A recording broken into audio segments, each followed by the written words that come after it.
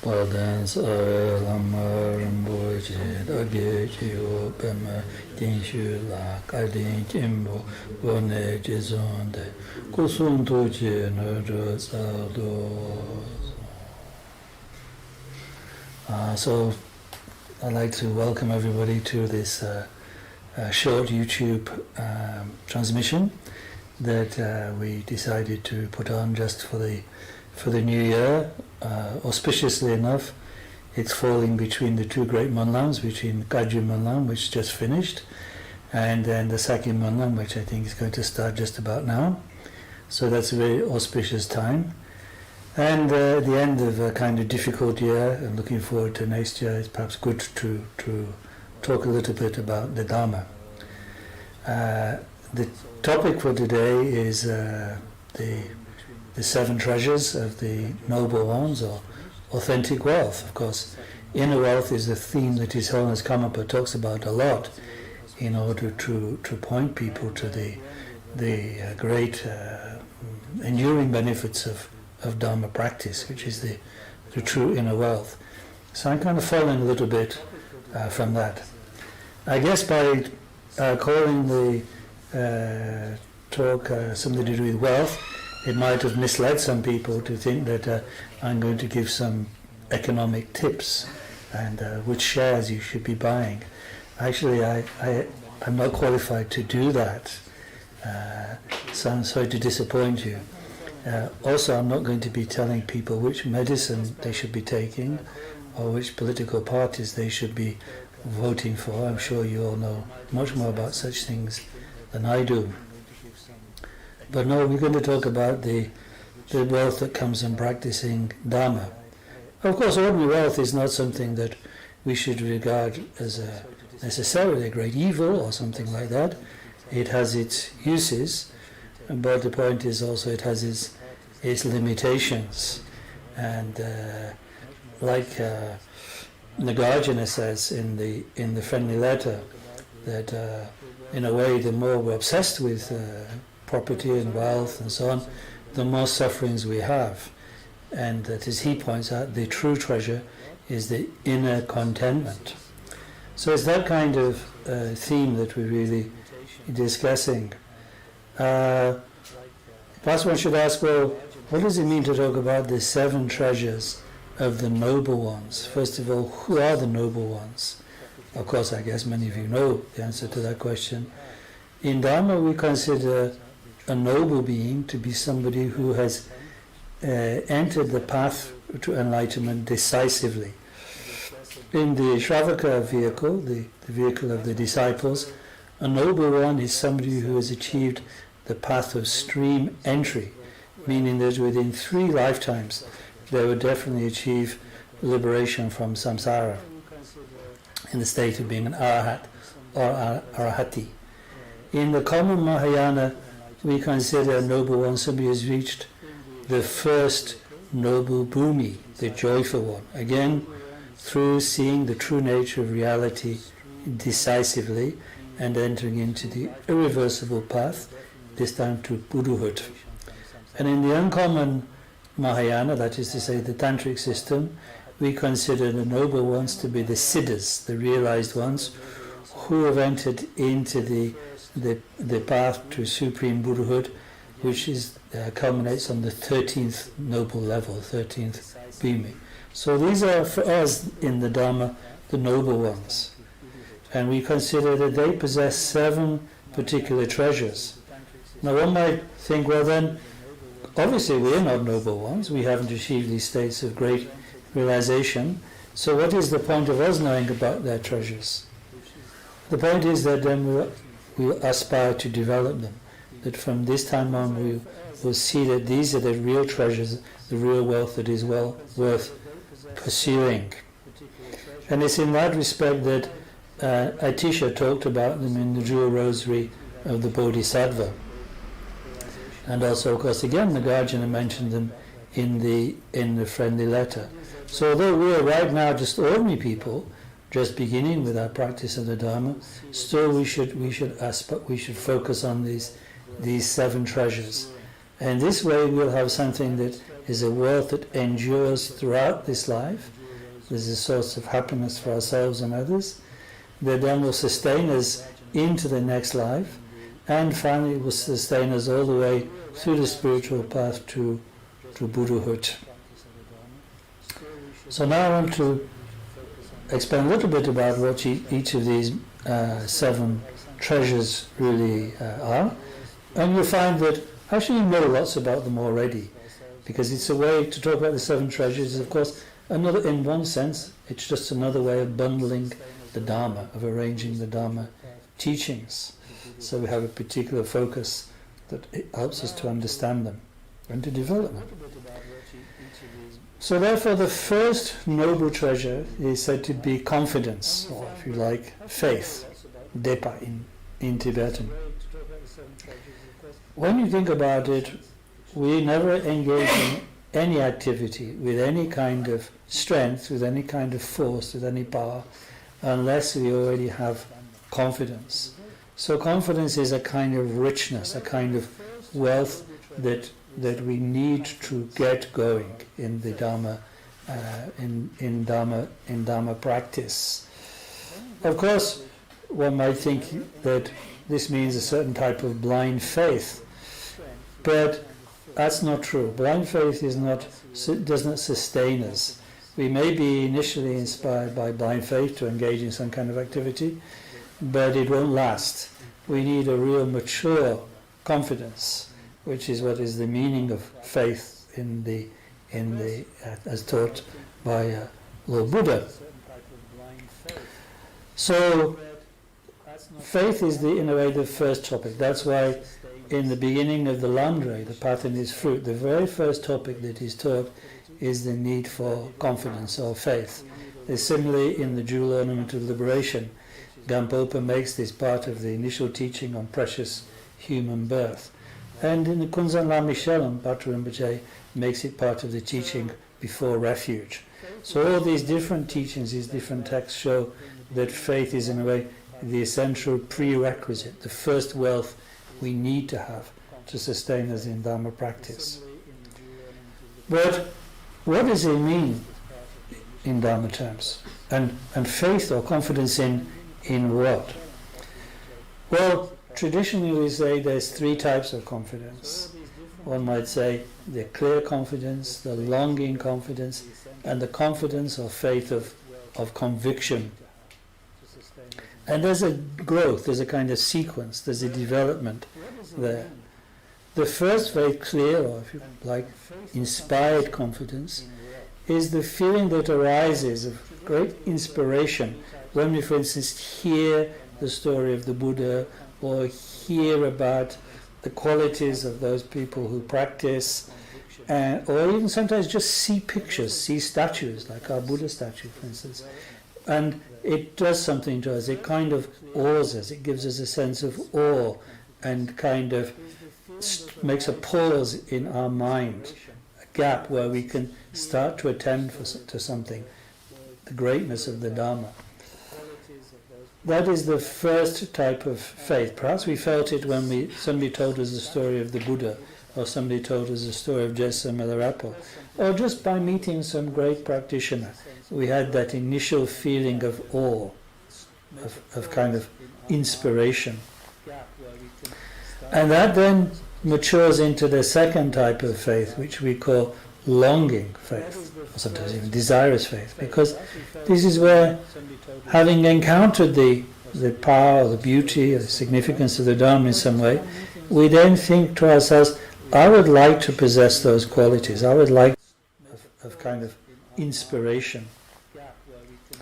And that then matures into the second type of faith, which we call longing faith, or sometimes even desirous faith, because this is where, having encountered the power, the beauty, the significance of the Dharma in some way, we then think to ourselves, I would like to possess those qualities. I would like of kind of inspiration. And that then matures into the second type of faith, which we call longing faith, or sometimes even desirous faith, because this is where, having encountered the power, the beauty, the significance of the Dharma in some way, we then think to ourselves, I would like to possess those qualities. I would like the basic teachings. And that is where the third type of faith, faith of conviction, comes from. Because this is where our faith is no longer something borrowed. Our confidence is no longer something borrowed, even borrowed in the sense of that we're inspired by a tremendously great person or tremendously great people, or the beauty of the Dharma even. No, it's the confidence that knows through understanding that the Dharma is reliable, that the fundamental teachings of the Dharma on cause and effect, and the Four Noble Truths, and the qualities of the Three Jewels, these kind of fundamental teachings, it knows because it's analyzed and thought through these teachings, and it knows for itself that these are totally dependable teachings. They're totally reliable. What they describe is actually the way things are. Now, such a faith of conviction is the best, of course, of all faiths, because then the Dharma belongs to us through this faith. We will never lose it if we have that type of faith. Does it come immediately? Not generally. Generally, it's the first type of faith that we have, the inspirational faith. But by diligent work on the Dharma, which involves the other treasures, by the way, as we'll see, we gradually develop this faith of conviction for ourselves. And nothing less will do. Until that faith of conviction has arisen in us, the Dharma could go. Our Dharma, for all that we think is beautiful, could just be a badly sewn patch on our coat, which will come off after a little bit of rough wear. But when we have the faith of conviction, no matter what things arise for us in our life or even around the Dharma, we know the central truths of the Dharma are absolutely correct, absolutely right, and therefore will not lose it. It's said therefore that we know that our faith is irreversible when there's no conditions that make us give it up. Sakyapandita talks about this in Tupigongso, where he says the true faith is not overcome by desire. For instance, if somebody says, if I will give you this, I'll give you this reward if you give it the Dharma, but you will not. Or again by hatred, they're thinking, I will give it the Dharma because I hate these people so much. Or again by ignorance, that because you've not really seen for yourself, analyzed, seen the truth of the Dharma, you don't understand the Dharma, you don't understand how it works, so you give it up. Or again through fear, somebody might say to you, I will beat you, or I even take your life if you give up the Dharma. But you won't, because how can you give up what is true, what you know and tasted for yourself is true? You cannot give it up. No matter even if you were to say externally you would, you could not do so in your heart. So that is the real treasure of faith. And what an amazing resource that is for our life and beyond, to have that kind of treasure. So one might say, well, I haven't yet fully got all that aspect of wealth yet, the wealth of faith. Then we need to work. We need to work in it, and gradually it will come about. Now the second treasure, the second wealth of the Noble One is moral discipline. Moral discipline in a way arises through the wealth of faith. How is that? Because the faith of conviction shows us the way that the world works through cause and effect.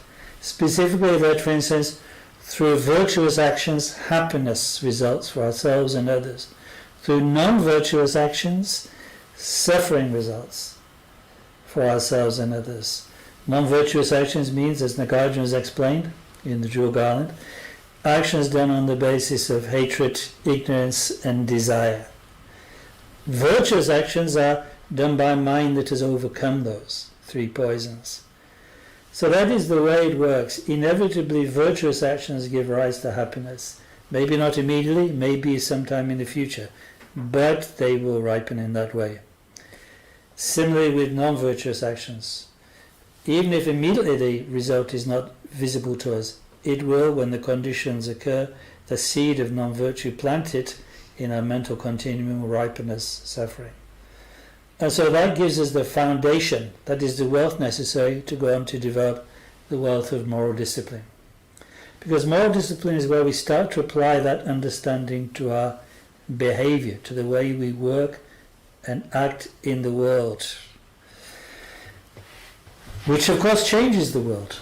Our actions are so incredibly powerful. That's why Lord Buddha said, in a way, karma is the maker of the world. Karma is the maker of the world. So we have to pay incredible, careful attention to our actions because they are so powerful. More powerful than any money, more powerful than any material force, the karma. So therefore we have to straighten up our actions, and straightening up our actions, turning them away from the path of sinful self-indulgence, poisonous path, to the path of goodness, is what moral discipline is for. In the Dharma, particularly the Mahayana Dharma, we talk about benefiting all sentient beings, wishing to benefit all sentient beings, becoming a Buddha for the sake of all sentient beings. But without the moral discipline, this is impossible. That's why Jasitong Mizampo says in the 37 practices, if one cannot control oneself, it is laughable to talk about benefiting all sentient beings. So we have to start there with our own behavior. Generally, we talk about three aspects of moral behavior, of the treasure of moral discipline. And again, as we saw with faith, in developing this treasure of moral discipline, there's a kind of growth, there's a kind of sequence, there's a maturing process. So that's why I said the first aspect of moral discipline that we need to pay attention to is abandoning harmful behavior. Behavior based upon those three poisons that we just mentioned. And that's why we talk about like the 10 non-virtuous actions to be avoided, or the 10 virtuous actions to replace them with, because those 10 non-virtuous actions of body, speech and mind bring harm to others through taking life, stealing, sexual misconduct, false speech, harsh speech, frivolous speech, slanderous speech, covetousness, malevolence, wrong view. We bring harm to others. So we have to restrain ourselves from that kind of compulsive, self-centered, self-privileging behavior. That is the first thing to do. And without that, the more extensive moral behavior is not really possible. So we can also think at this point in terms of the vows that are so helpful for sustaining moral behavior, taught by Lord Buddha. The individual liberation vow, Bodhisattva vow, and if we enter into the secret Tantra, the uncommon Mahayana, the Vajrayana or Vidyadhara vows.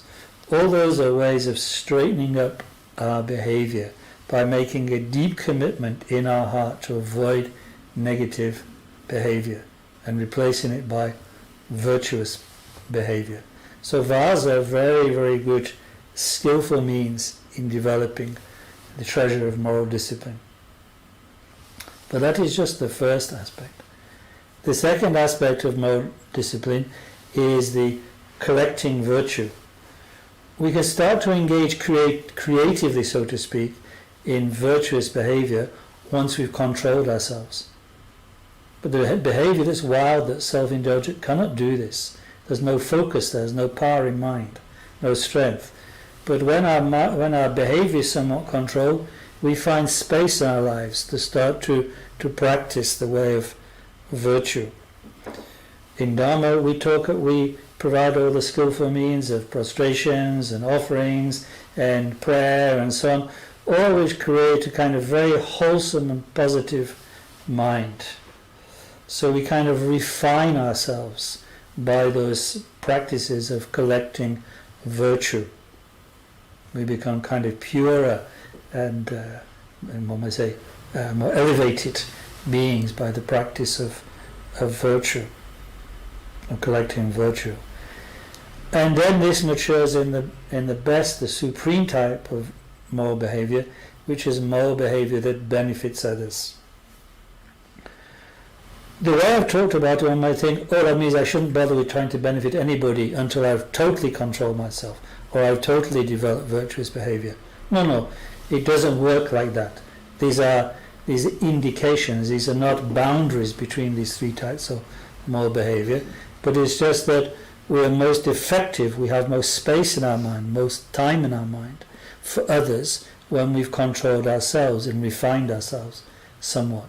But we should try to work on all aspects as they encounter with different situations and different beings happens in our life.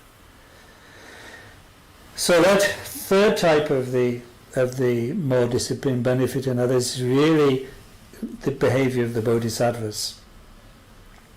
If we were noble bodhisattvas, then that would be practiced through the four means of gathering, as they're called, of sweet speech and giving and acting in accord with the Dharma, teaching the Dharma in accord with the need of others. We can't really do that fully yet, but nevertheless, as much as possible, our behavior should be guided by the question, whenever we encounter others, what can I do for you? Because your needs are most important. And this is the whole thread, of course, the whole thrust of the Lojong teaching, which is so important. So Lojong too turns out to be a part of cultivating the moral the wealth of moral discipline. And then that brings us to the third wealth, which is the wealth of giving. You see, moral discipline has created, as I wanted to say, created in us this kind of sense of space where we can start to see others and their needs. Because we've restrained the wild self-indulgent mind to a certain extent, then we have time and space for others. And now we can start to really see what they need. So we have a kind of wealthiness about us that's come through the kind of decentering ourselves in that sense, of making room for others.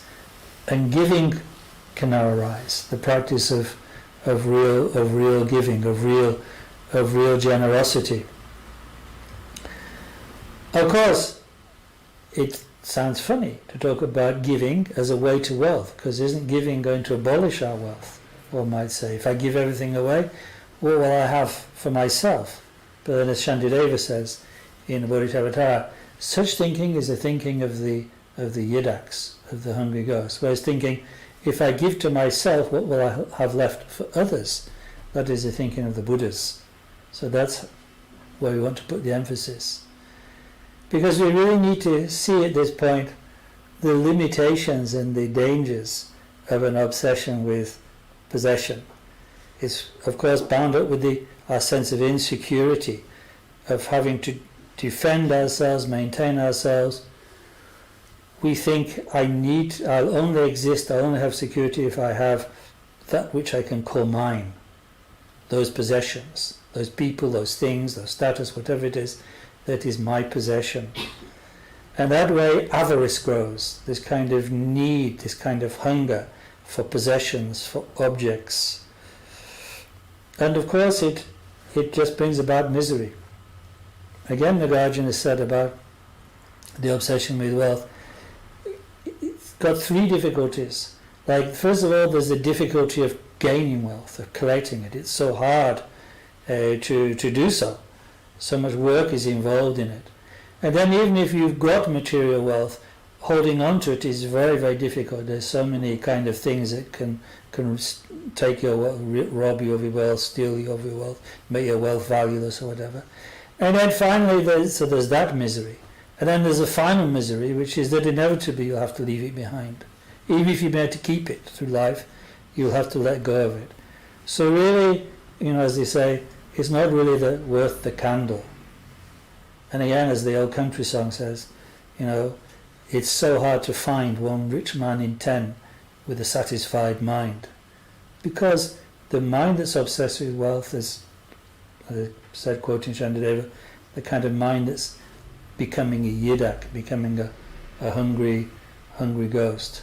So the great antidote to that is the wealth of giving away. The mind that, as Shantideva says, The perfection of giving is accomplished by the mind that wishes to give everything away. So how do we develop that wealth? Again, generally in stages.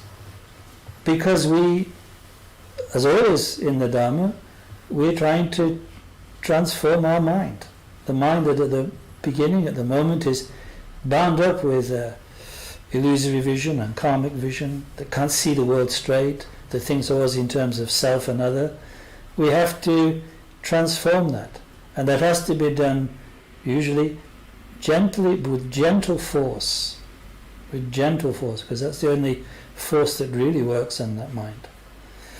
And so that's why it's taught in terms of giving. The one begins, for instance, in terms of giving material things to benefit others, with small things. Again, like Shantideva says, first train just in giving a few bits of food, vegetables or fruit or something, and finally you'll be able to give away even your own body. Of course, to truly give away our own body, we need to have experienced emptiness and be without any self-clinging whatsoever, including the self-clinging of disliking oneself. So that is for the noble ones. For us, it's not to do. For us, we use our body to work for others. That's how we give away our body as ordinary people like ourselves. So we practice material giving in whatever way we can, whatever way is kind of appropriate to our life style. For monks and nuns it's different than it is for lay people like ourselves. But that type of giving then enables us to find a richer kind of deeper way of giving to others, which is through giving love and fearlessness, in a way more intimate gift, more in a way letting go of the knots of self-centeredness. Material giving is good to begin with, but we must go deeper. And so to give love to others, wishing they have happiness and the cause of happiness, and to protect them from fears, these are much more powerful ways to give. And finally we give, of course, the Dharma. But again, it's no use if we don't know the Dharma properly to give the Dharma. We will be like an unqualified doctor prescribing the wrong medicine. But nevertheless, if we are not yet qualified to really spread to teach the Dharma in fullness, we can merely recite the prayers. Because in reciting the holy words of the Buddha, reciting the holy words of the Dharma, then that is some benefit. And then one might ask, well, those are the three main types of giving. To who should we give? Well, traditionally it's said there are three fields, like three sets of recipients that we should consider to make our giving universal. First of all, the field of respect, which means like the Buddhas and the Bodhisattvas. We give to them, and in doing that we elevate ourselves, because we make, again, a connection with what they embody. So by making our symbolic offerings to the Buddhas in our prayers and pujas, in our shrines, or at home or in centers or whatever, we're practicing that giving to those beings, the field of respect. And then there's the field of compassion. The field of compassion means all those in need, the hungry, the sick, the poor, those who are temporarily distressed. Those are a second field of giving. And then finally, the field of benefit. The field of benefit means all those who benefited us. Our teachers, our parents, our helpers, we give to them. And so if we give to those three fields, then we're really giving to everybody. So that is the way we develop this third treasure. Because the great and wonderful paradox about practicing the perfection of giving is that it is the way to wealth. That's what Chandrakoti said in Madhyamakavatara. Lord Buddha, knowing that wealth arises from giving, taught that first. The great paradox, give and we will be wealthy. Now whether that's wealth in material terms depends upon karma, but will certainly be wealthy in inner terms, which is what is most important, because that's what counts, that's what endures. If we practice giving, we'll always have the inner wealth. So that is the third treasure, the treasure of giving. And then the fourth noble treasure is learning, or actually literally hearing, tupa in Tibetan. Without learning, without knowledge, and knowledge acquired in ourselves, we'll always be poor. We'll always lack resources. We'll always be unskilled. But when we have learning, we know how to work in the world. And also how we will know what is the path out of this samsara world if we have learning. Because like Kamaparanjan Doji says, the wisdom of learning dispels the blindness of ignorance. Up till now we don't know things for ourselves. At best we might be, as I said earlier, borrowing a little bit of faith through dependence on others. But acquiring the treasure of learning changes that and makes our Dharma practice completely secure, completely well-founded, because through learning we develop certainty, this precious certainty, as Mipan Rinpoche calls it, a precious certainty which knows things for itself. So we need to acquire that learning, that treasure of learning. Traditionally in Dharma we talk about the 10 sciences, or 10 systems of knowledge, if you like, the 5 outer sciences, the 5 inner sciences. And actually 9 of these are in a way secular. They're to do with things like art and medicine and language and logic, and then minor sciences like mathematics and so on and so forth, poetics, composition. These are all sciences, but in a way which don't lead to liberation. They don't lead to Buddhahood, but they're useful for the world.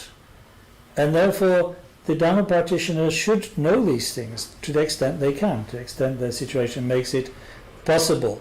Because we need to be able to work well in the world if we're to be able to not just look after ourselves and our family and those around us, but actually in a way help the Dharma prosper. So we should not ignore these things. And to the extent these things are present in our kind of like in Western culture or Indian culture or Chinese culture, then we should value them. Don't ignore them. But that must not be at the expense of the supreme system of knowledge, the inner science, which is the Dharma itself. That we need to be thoroughly learned in. Now one might say, but surely the Dharma, the essence of the Dharma, is to be realized through non-conceptualization, through going beyond concepts. After all, the nature of reality is beyond all elaboration. So therefore I do not need to learn. I don't need to have any of this kind of learning.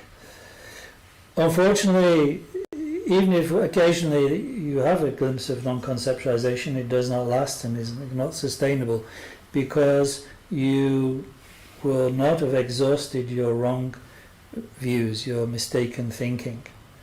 And for that you need systematic understanding. The systematic understanding comes to hearing and thinking, because thinking also, or analysis, should be included in this, under the heading of this treasure of hearing or learning.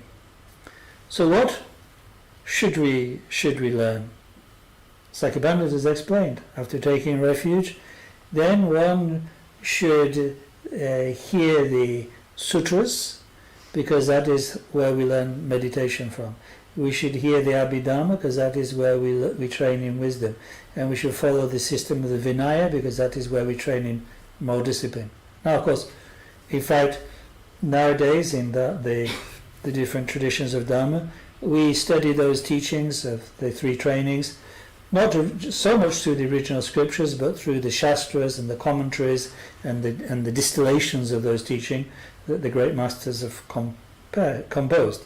People like Nagarjuna, Shantideva, Sangha, Vasubandhu, and so on, right down to our own great masters in the Sakya, Kagyu and other traditions. But we must learn those three trainings.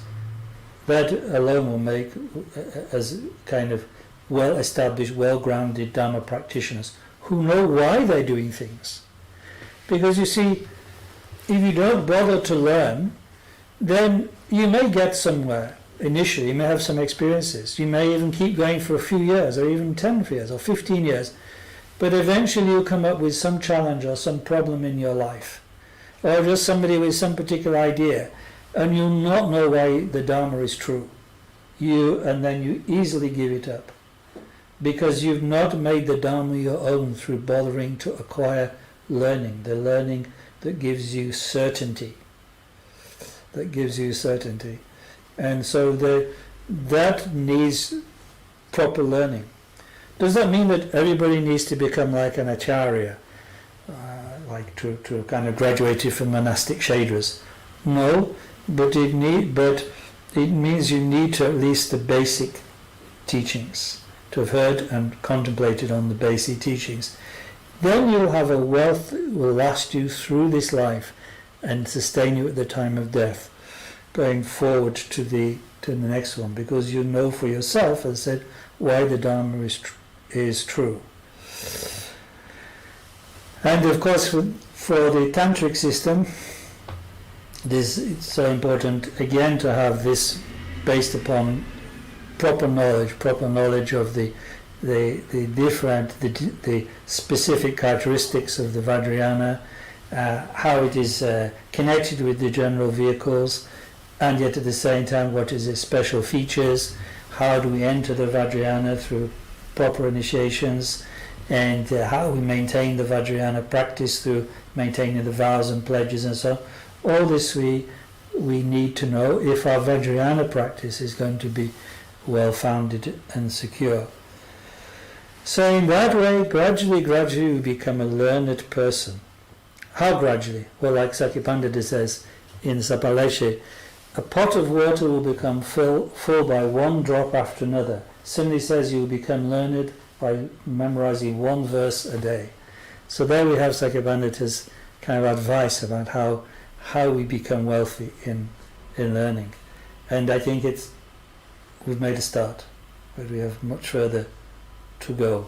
Because that's another point also, we mustn't think, oh well, I'll do so much of that and then I can give it up and concentrate just on, for instance, meditation alone. The great old masters that I had the fortune to meet, they never stopped learning, and my masters now have never stopped studying and learning and refreshing and deepening their understanding. One should have that attitude, I'll just do it for a certain time. The wonder of the Dharma teachings is that they're bottomless. One cannot see, they're so deep one cannot see any bottom to them. There's always something further to discover. And that is the wealth of the Dharma. That's how we feel wealthy in the Dharma, that there's some new powerful insight to be discovered every time one attends to the Dharma teaching. Even if one studied it 50 or 100 times before, it's like that. And then the fifth and the sixth treasures of the noble ones, they are shame and self-respect. They're kind of pairs, so I'll treat them kind of together. Well, Buddha referred to them as the two guardians of the world. And also in the Abhidhamma they're listed among the 11 virtuous mental factors. So they're indispensable actually. What do they mean? Well, they're the way we, if you like, this is what keeps us on the path. This is what keeps us practicing genuinely and authentically. The first of them, shame. Shame is like avoiding negative actions, self-indulgent actions, breaking vows and so on, because of one's respect for others. It is one's sense that I will not do that in front of these beings, because that would be shameful to do so. Now, sometimes, of course, in the modern world, people are a little bit down on shame. They don't think so much about shame, as one can sometimes see, to one's astonishment, that people don't seem to feel very ashamed sometimes, and one thinks perhaps they should reflect. But shame is very valuable for us. Very valuable because it reminds us of the greatness that we've aspired to, the great qualities of compassion and wisdom and so on that we've aspired to in practice in the Dharma, and how we are kind of letting ourselves down by not behaving in accord with those commitments. And thinking of what others who one respects, whose opinion one respects, will think of one in that sense, like one's teachers, other noble, vulnerable people, other people worthy of respect, that will protect one from that kind of self-destructive behavior, shameful behavior. Self-destructive because it damages oneself, produces confusion and suffering, and of course it will be behavior that damages others, that is harmful and abusive to others. So one refrains from that, one protects oneself from that, one shies away from that by this sense of shame. It's why when we make vows in Dharma, we make vows with witnesses, like the Bodhisattva vow. We call the Buddhas and Bodhisattvas as our witnesses to see that we're making this noble aspiration. Again, it's why Shantideva explains in chapter 3, Bodhitara, after we've made the Bodhisattva vow, we think, now I've been born in the family of the Buddhas. I'm now born again in the family of Buddhas. I will not disgrace this lineage, this family, this new family I've joined by self-indulgent, careless, destructive behavior. So I will avoid that because I don't want to be ashamed in front of the Buddhas and Bodhisattvas. In the mind-only system of tenets where they talk about the Bodhisattva vow, they even talk about how when you made a Bodhisattva vow, it is announced in the Buddha fields that you've made the Bodhisattva vow. Such and such one has made, with such a name, has made the Bodhisattva vow. So it's like that thing that really emphasizes this, wow, I must really be careful from now on not to do anything shameful. But then, is that the only witness?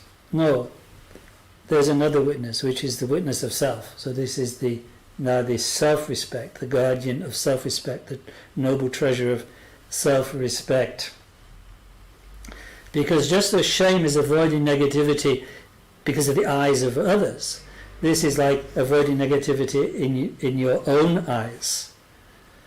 It's like, that is like it's the Lojong, it says, like, of the two witnesses, rely upon this one.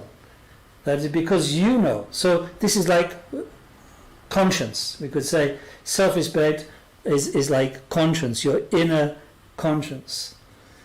That you've made these commitments to practice the Dharma, to benefit others, to put others first, and so on and so forth. So how can you bear to see yourself behave negatively, behave selfishly, kind of trample on your commitments? That is the meaning of this guardian, of this treasure. Ultimately, we could see it like this: that it's respect for your Buddha nature. That is going to, by remembering your Buddha nature, you will refrain from negative behavior. That otherwise, through lack of mindfulness and clear comprehension, you may forget your commitments and be tempted to do something very negative, very destructive. But you remember you're worthy of more than this. Not your ego clinging, status-driven mind, but the Buddha nature itself is your, if you like, real basis to concentrate on. And that you must not besmirch, even though of course finally Buddha nature is never made impure. Nevertheless, in relative terms, you would be alienating yourself from your Buddha nature by behaving in this way. So you recollect your Buddha nature, and then you do not behave in that way.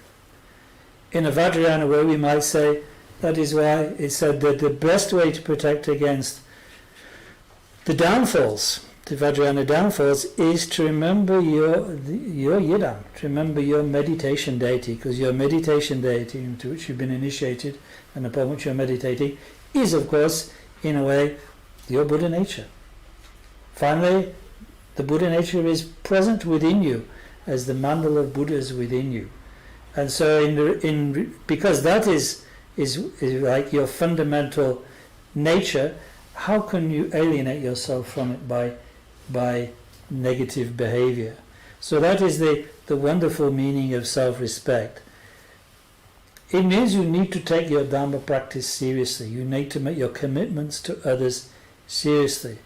But with that you've got there's nothing like tight or restrictive about it. It's more like you remember your true freedom.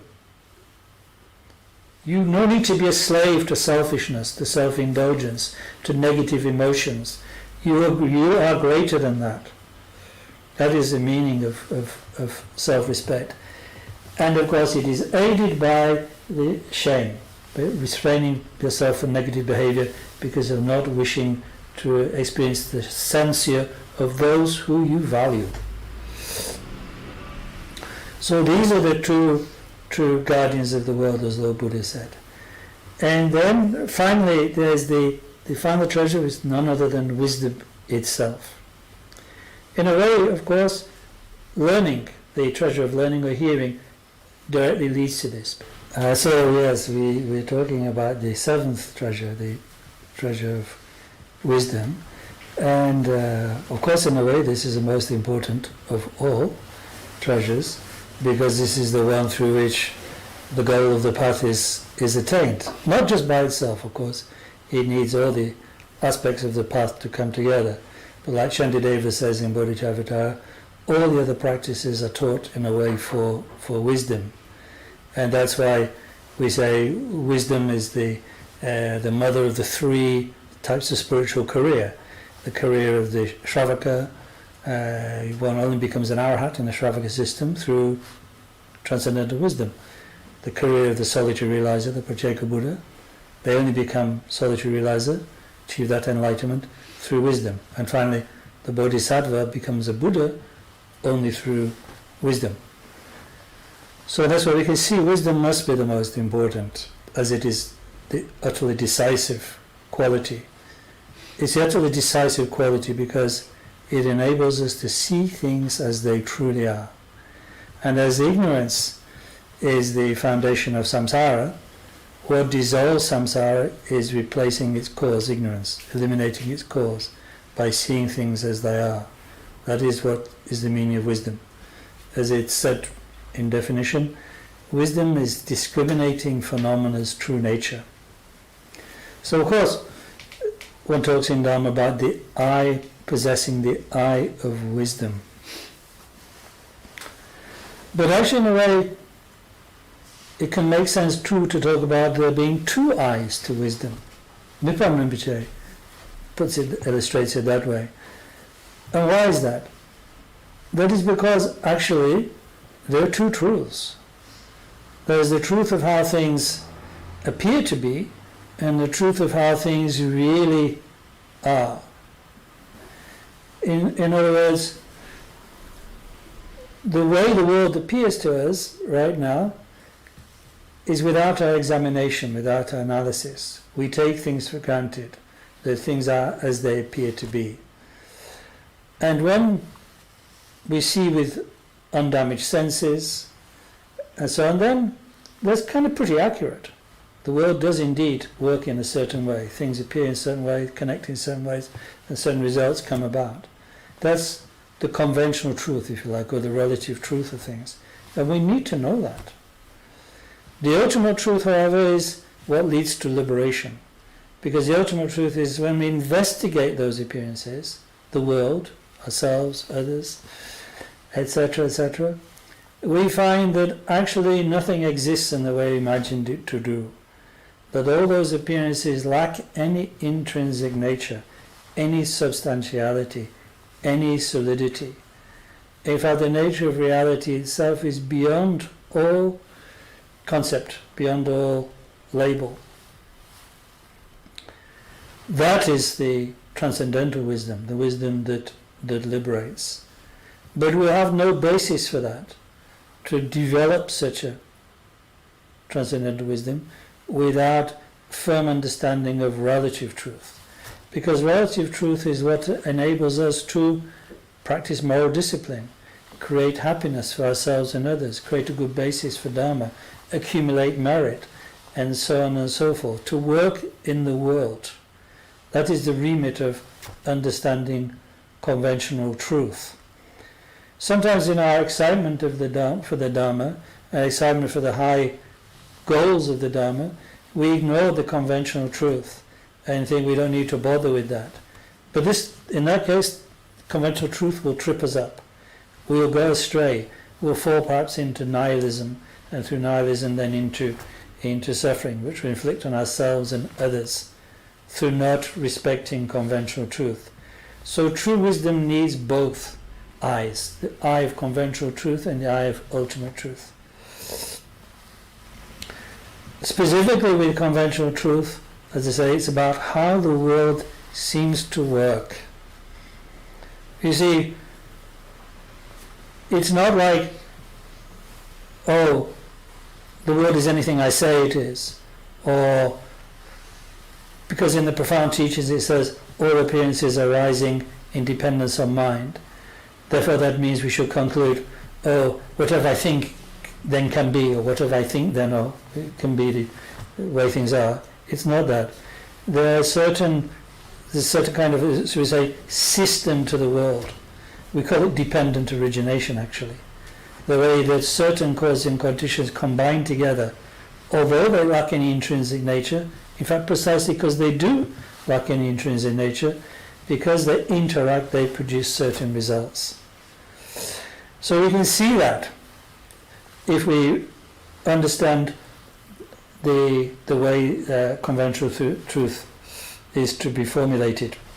And that's formulated best in the system of teaching known as pramana, or sema in Tibetan, the system of valid cognition that in India great masters like Dhammakirti and Dignaga elaborated, and in Tibet great masters like Sakya Pandita and Mipan Rinpoche elaborated. If we understand their teachings, then we'll have a very good understanding of how to analyze conventional truth and how to get the world right. So for instance, when we talk about the conventional truth, we're talking about what works. So one way to see whether our kind of way of cognizing things, ordinary things, uninvestigated things, things that we're not looking at for their true nature yet, their emptiness, but just their everyday workableness, is whether they function or not. So for instance, therefore, it is a valid cognition, relatively speaking, to say that a car is a motor vehicle, because if you get in it and turn on the engine, it will work to take you somewhere. Whereas a sideboard is not a motor vehicle. You can sit on a sideboard, you could even climb in it, but it can never take you anywhere. So it would be an invalid cognition to say a sideboard is a vehicle, motor vehicle, but it's a valid cognition to say a car is. And there's so much, we can get so far with just understanding that. For instance, that virtue leads to happiness and non-virtue leads to suffering. We can see this just by this type of ordinary everyday cognition, conventional truth cognition. Again, another way of validating conventional truth is by seeing where do things come from. So for instance, acorns come from oak trees. Acorns don't come from rice. If you left rice out in the field, forever, no matter what weather there was, rain or water, rainwater, sunshine, good soil, no acorns would ever come from that rice. No oak trees would ever come from it. But if you leave acorns out and you with the right conditions, then oak trees result. So this is the valid cognition of dependence, as we call it. So through that we can work out an awful lot in the world and sort out the truth, relative truth, from the non-truth. Because like Chandrakirti says, there's accurate relative truth and a non-accurate relative truth. A non-accurate relative truth is fantasies like true selves or things like that, which don't exist and have no function and cannot be found at all. But that oak trees come from acorns, that is a valid conventional truth. And finally, we can find out valid conventional truth by what we call shensel, or the elimination of opposites.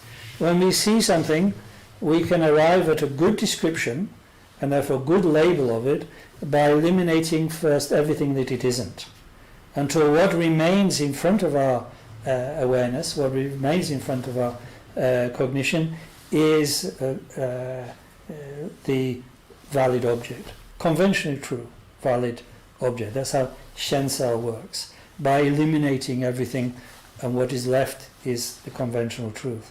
So with these two skills of functionality, of dependence, and shensel, of eliminating the opposites, then we can arrive at a good workable way of understanding the world, and our actions will be skillful.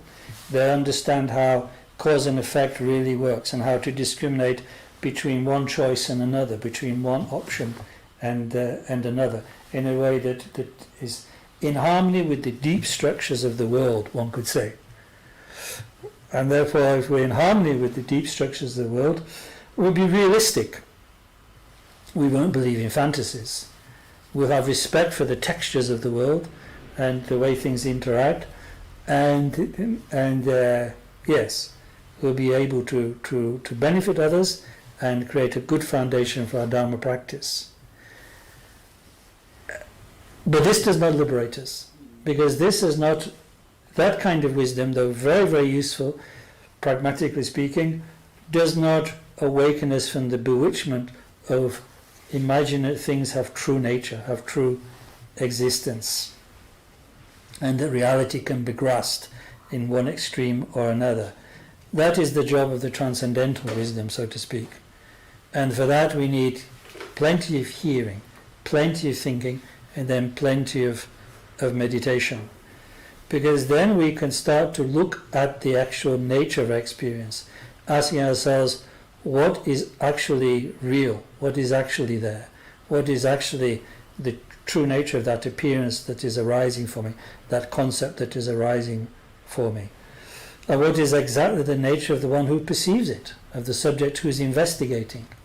So when one looks in that way, through profound meditation, combining the qualities of calm abiding and insight, then one can see for oneself that actually there is nothing truly existent to whatever object, mental, physical, or whatever, arises in this moment, or at any moment.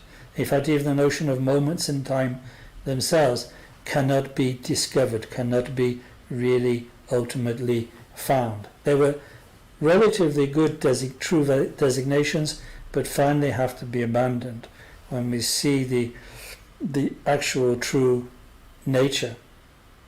In that way we awaken from the karmic vision and the illusory vision. We awaken from the sleep of ignorance, realizing that every structure that we impose on the world is finally just that, a projection of our mind. The notion that things have true existence, this is just a way we've been interpreting the world since beginningless time, due to our insecurity, due to our clinging to a notion of solidity. The notion that things are, on the other hand, non-existent is merely the other side of the coin, the reverse of that. Another way of trying to give ourselves a security, even if it's only by negation. So whether we go for the existence side or the non-existent side, the eternalist side or the nihilist side, it's a way of positioning our ego, of building ourselves up, of trying to create some security. And yet it was all unnecessary. When we see with wisdom, we see there's nothing to defend, nothing to build up, nothing to protect. Actually, none of this has ever arisen in any substantial way whatsoever. Not even samsara itself, this cycle of birth and death in which we've locked ourselves, this never really came to be. because nothing ever arose in the first place. Neither therefore will it ever cease, just as we cannot actually find it in this present moment. Even the notion of the three, past, present and future, disappear when one looks with the eye of transcendental wisdom. Yet at the same time, this emptiness is the same as that play of dependent origination, which manifests as conventional truth. It's not like a higher truth beyond this world, in some other remote sphere. It's here and now. Emptiness, the lack of intrinsic nature, the unelaborated nature of reality is here and now in every moment, in the fabric of every appearance, as Lord Buddha taught us in the Heart Sutra. Form is emptiness, emptiness is form. Form is no other than emptiness, emptiness is no other than form. That is the true wisdom, the true treasure of the wisdom, and it is the way that we become liberated. So with that, we can briefly summarize the final, the ultimate treasure, the treasure of wisdom itself. So now see that the seven treasures work for this world and beyond this world, for this life, for the next life, up to Buddhahood itself. These treasures will sustain us. So I hope this is some kind of like reminder maybe of the Dharma you've already heard, because I'm sure everybody knows these points. You've heard about them in different headings, in different contexts, in different textual presentations, but it's like to show us, to remind ourselves of this enormous treasure that we really possess. You see, like, no matter what is happening in the world of politics or the world of economy, the world of this, that and the other, that we possess a treasure that cannot be taken from us. If we have this treasure, it cannot be confiscated. It cannot be stolen from us. Nobody can take it away from us. Other treasures, they come and go. They can be lost, they can be stolen. But this one cannot, these treasures, the authentic wealth of the noble ones, that cannot be lost. So I think that going forward into 2021, if that's what it is, to come next, that this is good to remind us of how wealthy we truly are. So I want to now extend my good wishes to everybody for the coming year, and of course my prayers for a long life of His Holiness Sakya Trichen and His Holiness Kamapa Sakya Gompa Trizin, Rinpoche that is, and of course our precious Lama Kamitin Rinpoche. I'm praying, I'm sure you'll join me praying for their long life, and in fact the long life of all the great masters of Sakya and Kagyu and other traditions too. And I want to thank everybody in our Dharma groups and Dharma centers, Dechen, and of course also the other centers that you have good connections with, like Dagpo, Mandala centers, Bodhi Path centers, Sakya centers here and there, and Rapsal publications in Normandy. In short, everybody we have a good Dharma connection with. I want to extend my thanks for your work and my best wishes, and remember the Dharma. We must remember the Dharma is so precious, and how lucky it is we have the freedom. We live at a time when there's the freedom to practice the Dharma. In ancient India, of course, the time of Lord Buddha, religion was free. People could think and argue freely, and in recent years, last couple of centuries, that has been to the largest extent possible in the West, in Europe. But it is not always the case that people can think and practice religion, or even discount religion freely. It is not always that case. And as we can see, it is very easy for freedom to be snatched away from us by people who have not yet discovered their power, but perhaps they've begun to discover their power. So I pray that it will be possible for us to continue to practice the Dharma freely, because it is the one treasure that will bring suffering. We cannot lock ourselves away from suffering with total protection.